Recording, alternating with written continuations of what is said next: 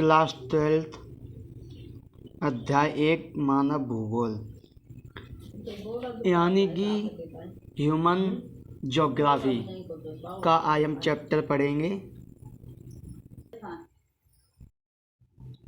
आप भूगोल एक विषय के रूप में भौतिक भूगोल एक मूल सिद्धांत के अध्याय 1 में पहले ही आप पढ़ चुके हैं। क्या आप इसकी अंतर्वस्तु को याद कर सकते हैं? इस अध्याय में बृहद रूप से आपका परिचय भूगोल की प्रकृति से कराया था। आप भूगोल की महत्वपूर्ण शाखाओं से परिचित भी हैं। यदि आप अध्याय को पुनः पढ़ें तो आपको मानव भूगोल का मुख्य विषय भूगोल के संबंध भी ज्ञात हो जाएंगे। जैसा कि आप जानते हैं कि एक अध्ययन क्षेत्र के रूप में भूगोल समकलनात्मक, अनुभाविक एवं व्यवहारिक है। अतः भूगोल की पहुंच विस्तृत है और किसी भी घटना अथवा परिघटना का जो टिक एवं काल के संदर्भ में परिवर्तित होता है उसका भौगोलिक ढंग से अध्ययन किया जा सकता है। आप धरातल को किस प्रकार देखना चाहेंगे या किस प्रकार देखते हैं? क्या आपको लगता है कि पृथ्वी के दो प्रमुख घटक हैं, प्रकृति, भौतिक पर्यावरण और जीवन के रूप जिसमें मनुष्य भी सम्मिलित है? अपने परिवेश के भौतिक और मानवीय घटकों की सूची बनाइए। भौतिक भूगोल भौतिक पर्यावरण का अध्ययन करता है और मानव भूगोल भौतिक या प्राकृतिक एवं मानवीय जगत के बीच संबंध, मानवीय परिघटनाओं का स्थानिक वितरण तथा उनके घटित होने के कारण एवं विश्व के विभिन्न भागों में सामाजिक और आर्थिक विभिन्नताओं का अध्ययन करता है। आपको इस तथ्य का पहले से ही बोध होगा कि एक विषय के रूप में भूगोल का मुख्य सरोकार पृथ्वी को मानव के घर के रूप में समझना और उन सभी तत्वों का अध्ययन करना है जिन्होंने मानव को पोषित किया है। अतः प्रकृति और मानव के अध्ययन पर बल दिया गया है। आप अनुभव करेंगे कि भूगोल में द्वैतवाद आया और इस आशय के व्यापक तर्क वितर्क आरंभ हो गए कि क्या एक विषय के रूप में भूगोल को नियम बनाने सिद्धांतिकार या नोमेथेटिक अथवा विवरणात्मक, भावचित्रात्मक या इंडियोग्राफिक होना चाहिए? क्या इसके विषय वस्तु को व्यवस्थित किया जाना चाहिए और इसके अध्ययन का उपागम प्रादेशिक अथवा क्रमबद्ध होना चाहिए? क्या भौगोलिक परिघटनाओं की व्याख्या सैद्धांतिक आधार पर होनी चाहिए अथवा ऐतिहासिक संस्थागत उपागम के आधार पर? ये बौद्धिक अभ्यास के मुद्दे रहे हैं और अंततः आप मूल्यांकन करेंगे कि प्रकृति और मानव के बीच वैध द्वैतता नहीं है, क्योंकि प्रकृति और मानव अविभाज्य तत्व हैं और इन्हें समग्रता में देखा जाना चाहिए। यह जानना रुचिकर है कि भौतिक और मानवीय दोनों परिघटनाओं का वर्णन मानव शरीर रचना विज्ञान के प्रतीकों का प्रयोग करते हुए रूपकों के रूप में किया जाता है। हम सामान्यतः पृथ्वी के रूप, तूफान की आँख, नदी के मुख, हिमनदी के स्रोत और जलडमरू मध्य की ग्रीवा और मृदा की परिच्छेदिका का वर्णन करते हैं। इसी प्रकार प्रदेशों, गांवों, नगरों का वर्णन जीवों के रूप में किया गया है। जर्मन भूगोलवेत्ता राज्य या देश का वर्णन जीवित जीव के रूप में किया गया है। जर्मन भूगोलवेत्ता राज्य देश का वर्णन जीवित जीव के रूप में करते हैं। सड़कों, रेल मार्गों और जल मार्गों के जाल को प्राय पर संचरण की धमनियाँ के रूप में वर्णन किया जाता है। क्या आप अपनी भाषा से ऐसे शब्दों और अभिव्यक्तियों को एकत्रित कर सकते हैं? अब मूल प्रश्न उत्पन्न होता है कि क्या हम प्रकृति और मनुष्य को पृथक कर सकते हैं, जबकि वे इतनी जटिलता से आपस में जुड़े हुए हैं।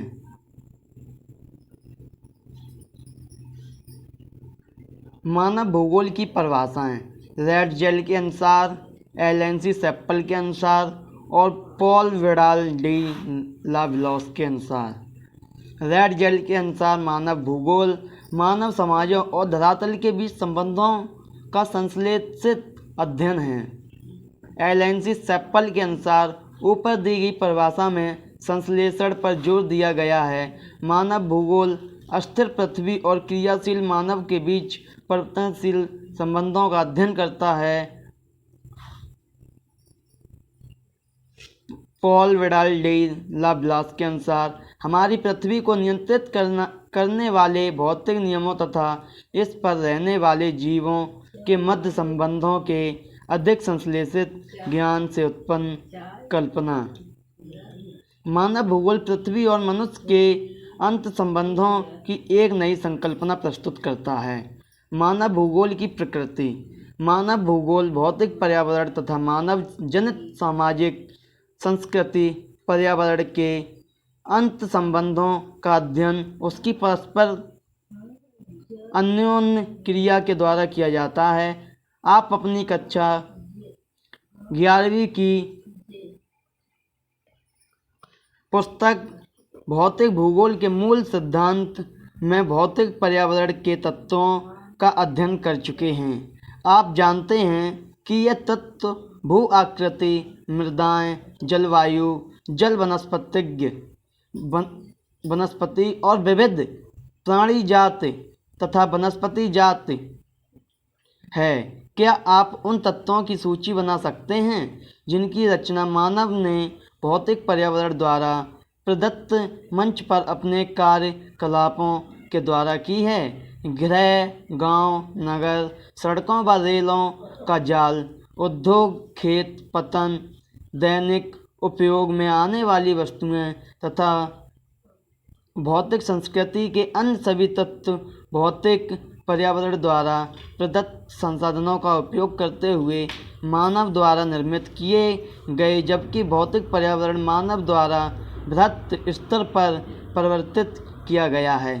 साथ ही मानव जीवन को भी इनसे प्रभावित किया गया है या किया है। मानव का प्रकृतिकरण और प्रकृतिकरण का मानवीकरण। मनुष्य अपने प्रौद्योगिकी की सहायता से अपने भौतिक पर्यावरण से अनोन्य क्रिया करता है। यह महत्वपूर्ण नहीं है कि मानव क्या उत्पन्न और क्या निर्माण करता है, बल्कि यह अत्यंत महत्वपूर्ण है कि वह किन उपकरणों और तकनीकों की सहायता से उत्पादन और निर्माण करता है। प्रौद्योगिकी किसी समाज के सांस्कृतिक विकास के स्तर की सूचक होती है। मानव प्रकृति के नियमों को बेहतर ढंग से समझने के बाद ही प्रौद्योगिकी का विकास कर पाया। उदाहरणार्थ, घर्षण और ऊष्मा की संकल्पनाओं ने अग्नि की खोज से हमारी सहायता की। इसी प्रकार DNA और आनुवंशिकी के रहस्यों की समझ ने हमें अनेक बीमारियों पर विजय पाने के योग्य बनाया। अधिक तीव्र गति से चलने वाले यान विकसित करने के लिए हम वायु गति के नियमों का प्रयोग करते हैं। आप देख सकते हैं कि प्रकृति का ज्ञान प्रौद्योगिकी को विकसित करने के लिए महत्वपूर्ण है और प्रौद्योगिकी मनुष्य के पर्यावरण की बंदिशों को कम करती है। प्राकृतिक पर्यावरण से अनोन्य क्रियाएं की आरंभिक अवस्थाओं में मानव इससे अत्यधिक प्रभावित हुआ था। उन्होंने प्रकृति के आदेशों के अनुसार अपने आप को ढाल लिया। इसका कारण यह है कि प्रौद्योगिकी का स्तर अत्यंत निम्न था और मानव के सामाजिक विकास की अवस्था भी आदिम थी। आदिम मानव समाज और प्रकृति की प्रबल शक्तियों के बीच इस प्रकार की अनोन्य क्रिया और पर्यावरणीय निश्चयवाद कहा गया। प्रौद्योगिकी विकास की उस अवस्था में हम प्रकृति मानव की कल्पना कर सकते हैं, जो प्रकृति को सुनता था, उसकी प्रचंडता से भयभीत होता था और उसकी पूजा करता था। मानव का प्रकटीकरण। बेंदा मध्य भारत के अबूझमाड़ क्षेत्र के जंगलों में रहता है। उसके गांव में 3 झोपड़ियां हैं जो जंगल के बीच हैं। यहाँ तक कि पक्षी और आवारा कुत्ते, जिनकी भीड़ प्राय गांवों में मिलती है, भी यहाँ दिखाई नहीं देते। छोटी लंगोटी पहनने और हाथ में कुल्हाड़ी लिए हुए पेड़ा यानी वन का सर्वेक्षण करता है, जहाँ उसका कबीला कृषि की आदिम रूप से स्थानांतरित कृषि करता है। बेंदा और उसके मित्र बदन के छोटे टुकड़े को जुताई के लिए जलाकर साफ करते हैं। राख का उपयोग मृदा को उर्वर बनाने के लिए किया जाता है। अपने चारों ओर खिले हुए महुआ वृक्षों को देख बेंदा प्रसन्न है। जैसे ही वह महुआ, पलाश और साल के वृक्षों को देखता है,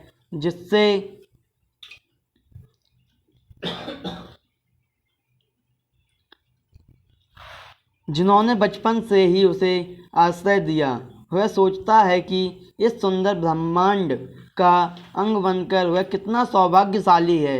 विसर्पी गति से पेड़ा को पार करके बेंदा नदी तक पहुंचता है। जैसे ही वह चुल्लू भर जल लेने के लिए झुकता है, उसे वन की आत्मा लोही लुगी की प्यास बुझाने की स्वीकृति देने के लिए धन्यवाद करना याद आता है।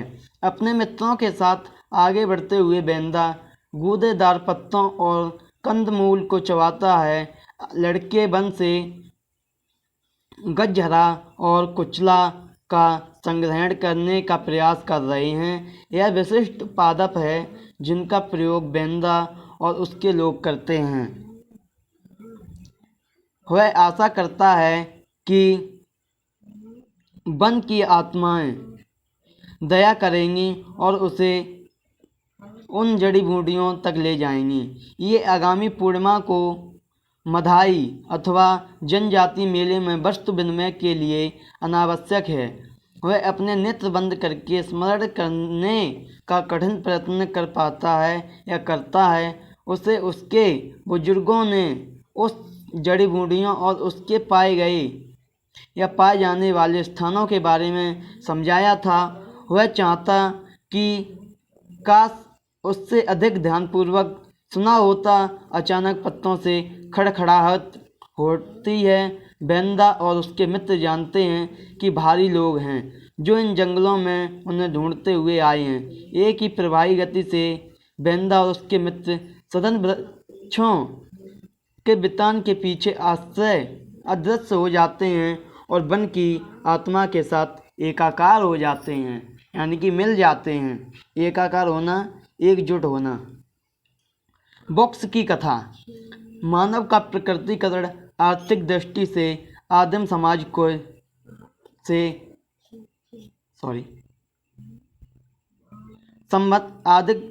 आदिम समाज से संबंधित एक घर के प्रत्यक्ष संबंधों का प्रतिनिधित्व करती है।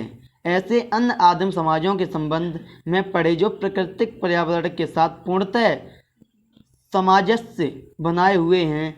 आप अनुभव करेंगे कि ऐसे सभी प्रकरणों में प्रकृति एक शक्तिशाली, बल पूज्य, सत्कार योग्य तथा संरक्षित है। सतत पोषण हेतु मनुष्य प्रकृति संसाधनों पर प्रत्यक्ष रूप से निर्भर है। ऐसे समाजों के लिए भौतिक पर्यावरण माता प्रकृति का रूप धारण करता है। समय के साथ लोग अपने पर्यावरण और प्रकृति बलों को समझने लगते हैं। अपने सामाजिक और सांस्कृतिक विकास के साथ मानव बेहतर और अधिक सक्षम प्रौद्योगिकी का विकास करते हैं। वे अभाव की अवस्था से स्वतंत्रता की अवस्था की ओर अग्रसर होते हैं या उसकी ओर कदम बढ़ाते हैं। पर्यावरण से प्राप्त संसाधन के द्वारा वे संभावनाओं को जन्म देते हैं। मानवीय क्रियाएं सांस्कृतिक भूदृश्य की रचना करती हैं। मानवीय क्रियाओं की छाप सर्वत्र है। उच्च भूमियों पर स्वास्थ्य विश्राम स्थल, विशाल नगरीय प्रसार, खेत, फलोद्यान, मैदानों व तरंगित पहाड़ियों में चरगाहे, तटों पर पतन और महासागरीय तल पर समुद्री मार्ग तथा अंतरिक्ष में उपग्रह इत्यादि। पहले के विद्वानों ने इसे संभववाद का नाम दिया। प्रकृति अवसर प्रदान करती है और मानव उसका उपयोग करता है तथा धीरे धीरे प्रकृति का मानवीकरण हो जाता है तथा प्रकृति पर मानव प्रयासों की छाप पड़ने लगती है। प्रकृति का मानवीकरण। ट्रांडहाइम के शहर में सर्दियों का अर्थ है प्रचंड पवनें और भारी हिम। महीनों तक आकाश अदीप्त रहता है। कैरी प्रातः 8 बजे अंधेरे में कार से काम पर जाती है। सर्दियों के लिए उसके पास विशेष टायर हैं और वह अपनी शक्तिशाली कार की लाइटें जलाए रखती है। उसका कार्यालय सुखदायक 23 डिग्री सेल्सियस पर कृत्रिम ढंग से गर्म रहता है। विश्वविद्यालय का परिसर जिसमें वह काम करती है कांच के एक विशाल गुंबद के नीचे बना हुआ है। यह गुंबद सर्दियों में हिम को बाहर रखता है और गर्मियों में धूप को अंदर लाने देता है। तापमान को सावधानीपूर्वक नियंत्रित किया जाता है और वहाँ पर्याप्त प्रकाश होता है। यद्यपि ऐसे रुक्ष मौसम में नई सब्जियां और पौधे नहीं उगते। कैरी अपने डेस्क पर ऑर्किड रखती है और उष्णकटिबंधीय फलों जैसे केला व कीवी का आनंद लेती है। ये नियमित रूप से वायुयान द्वारा उष्ण क्षेत्रों में से मंगाए जाते हैं। माउस की एक क्लिक के साथ कैरी नई दिल्ली में अपने सहकर्मियों से कंप्यूटर नेटवर्क से जुड़ जाती है। वह प्राय लंदन के लिए सुबह की उड़ान लेती है और शाम को अपना मनपसंद टेलीविज़न सीरियल देखने के लिए सही समय पर वापस पहुंच जाती है। यद्यपि कैरी 58 वर्षीय है, फिर भी वह विश्व के अन्य भागों के अनेक 30 वर्षीय लोगों से अधिक स्वस्थ और युवा दिखती है। क्या आप कल्पना कर सकते हैं कि ऐसी जीवन शैली कैसे संभव हुई? यह प्रौद्योगिकी है जिसके कारण ट्रांडहाइम के लोग व उन जैसे अन्य लोग प्रकृति द्वारा आरोपित अवरोधों पर विजय पाने के लिए सक्षम हुए हैं। क्या आप ऐसे अन्य कुछ दृष्टांतों को जानते हैं? ऐसे उदाहरणों को ढूंढना कठिन नहीं है। भूगोलवेत्ता गिलफ्रेड टेलर ने एक नई संकल्पना प्रस्तुत की है जो दो विचारों पर्यावरणीय निश्चयवाद और संभववाद के बीच मध्य मार्ग को परिलक्षित करता है। उन्होंने इसे नम निश्चयवाद अथवा रुको और जाओ निश्चयवाद का नाम दिया। आप में से जो नगरों में रहते हैं और जो नगर देख चुके हैं जरूर जानते होंगे कि चौराहे पर यातायात का नियंत्रण बत्तियों द्वारा होता है। लाल बत्ती का अर्थ है रुको, एम्बर पीली बत्ती लाल और हरी बत्तियों के बीच रुककर तैयार रहने का अंतराल प्रदान करती हैं और हरी बत्ती का अर्थ है जाओ। संकल्पना दर्शाती है कि ना तो यह नितांत आवश्यकता की स्थिति है और ना ही नितांत स्वतंत्रता की दशा है। इसका अर्थ है प्रकृति नियमों का अनुपालन करके हम प्रकृति पर विजय प्राप्त कर सकते हैं। उन्हें लाल संकेतों के प्रत्युत्तर देना होगा और जब प्रकृति रूपांतरण की स्वीकृति दे तो वे अपने विकास के प्रयत्नों को आगे बढ़ सकते हैं। इसका तात्पर्य है कि उन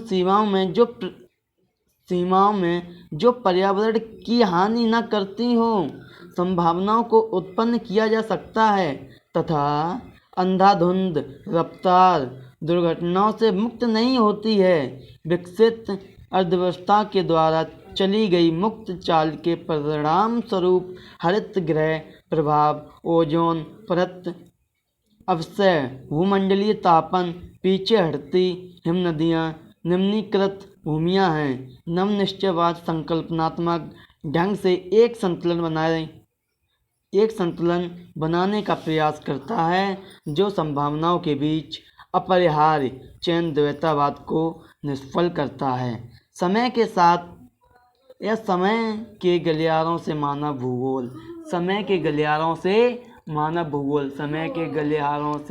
भूगोल पर्यावरण से अनुकूल व समायोजन की प्रक्रिया तथा इसके रूपांतरण पृथ्वी के धरातल पर विभिन्न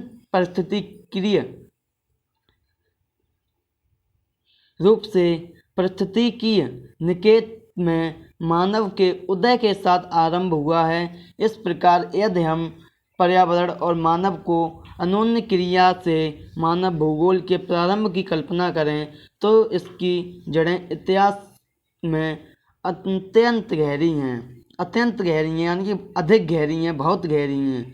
अतः मानव भूगोल के विषयों में एक दीर्घकालिक सातत्य पाया जाता है। यद्यपि समय के साथ इसे सुस्पष्ट करने वाले उपागमों में परिवर्तन आया है। उपागमों में यह गत्यात्मकता विषय की परिवर्तनशील प्रकृति को दर्शाती है। पहले विभिन्न समाजों के बीच अन्योन्य क्रिया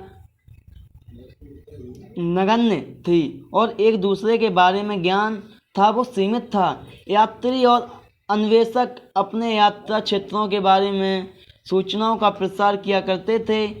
नौचालन संबंधी कुशलताएं विकसित नहीं हुई थीं और समुद्री यात्रा खतरे से खाली ना थी। 15वीं शताब्दी के अंत में यूरोप में अन्वेषण के प्रयास हुए और धीरे धीरे देशों और लोगों के विषय में मिथक और रहस्य खुलने शुरू हो गए। उपनिवेश युग में अन्वेषणों और आगे बढ़ाने के लिए गति प्रदान की ताकि प्रदेशों के संसाधनों तक पहुंच हो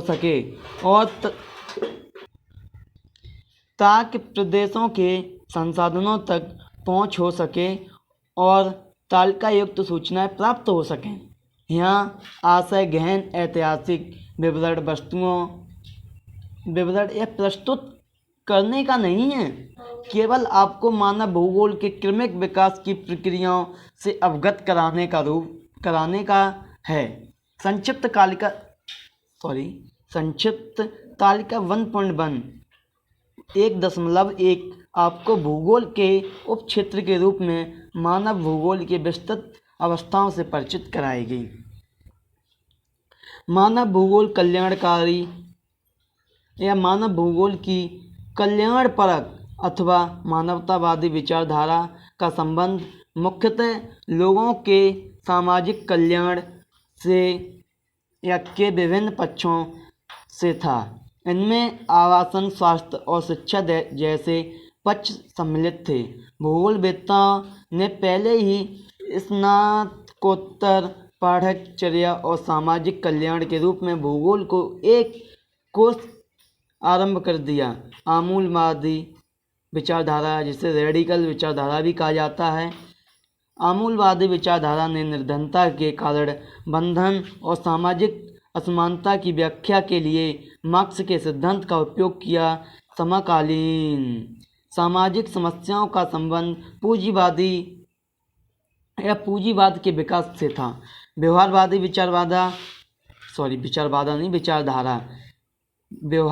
विचारधारा ने प्रत्यक्ष अनुभव के साथ साथ मानव जातीयता, प्रजाति, धर्म इत्यादि पर आधारित सामाजिक संवर्गों के दीर्घकाल बोध पर ज़्यादा जोर दिया। मानव भूगोल के क्षेत्र और उपक्षेत्र। मानव भूगोल, जैसा कि आपने देखा, मानव जीवन के सभी तत्वों तथा अंतराल जिसके अंतर्गत वे घटित होते हैं, वे मध्य संबंधों की व्याख्या करने का प्रयत्न करती हैं। इस प्रकार मानव भूगोल की प्रकृति अत्यधिक अंतर विषयक है। पृथ्वी तल पर पाए जाने वाले मानवीय तत्वों को समझने व उनकी व्याख्या करने के लिए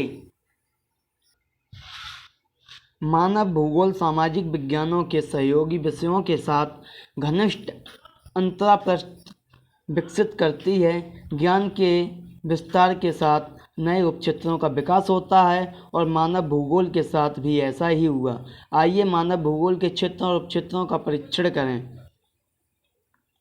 आपने अनुभव किया होगा कि यह सूची विशाल और विस्तृत है। यह मानव भूगोल के विस्तृत होने ही प्रमंडल को परिलक्षित करती है। उपक्षेत्रों के मध्य सीमाएं प्राय अतिव्यापी होती हैं। इस पुस्तक में अध्यायों के रूप में जो सामग्री दी गई है वह आपको मानव भूगोल की विभिन्न पक्षों और पर्याप्त एवं विस्तृत ज्ञान प्रदान करेंगी। अभ्यास, क्रियाएं और प्रकरण अध्ययन इसकी विषय वस्तु को अधिक समझने के लिए आपको कुछ अनुभवाश्रित दृष्टांत प्रदान करेंगे। इसका स्क्रीनशॉट ले लो। तालिका 1.2 मानव भूगोल और सामाजिक विज्ञानों के सहयोगी अनुशासन। ये एक कॉपी पर लिख लेना, ये आ सकता है, ऐसे ज़रूरी नहीं है ये आएगा नहीं। तालिका 1.1 का भी स्क्रीनशॉट ले लो। ठीक है, तो आज के लिए इतना ही। फिर मिलेंगे कल एक नए टॉपिक के साथ। तब तक के लिए गुड बाय।